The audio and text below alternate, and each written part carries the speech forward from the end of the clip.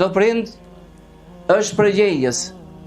Është përgjegjës dhe e ka amanet që t'ia mësoj fëmijës vet fen, t'ia mësoj namazin, t'ia mësoj abdesin, t'i mësoj dhikret, përmendjen e Allahut të lartësuar, t'i mësoj duan, lutjet, mbështetjen në Allahun e lartësuar.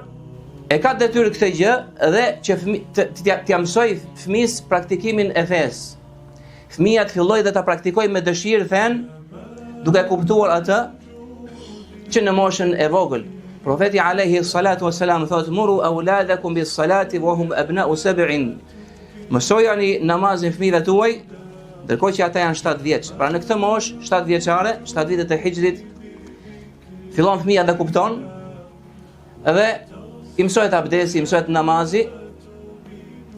Sigurisht pak nga pak, në mënyrë që kur të filloj dhe kur të vi në moshën të përmbush moshën e pjekurisë 12, 13, 14, 15 vjeç, të jetë i gatshëm të fal 5 kohë të namazit me bindje dhe dëshirë.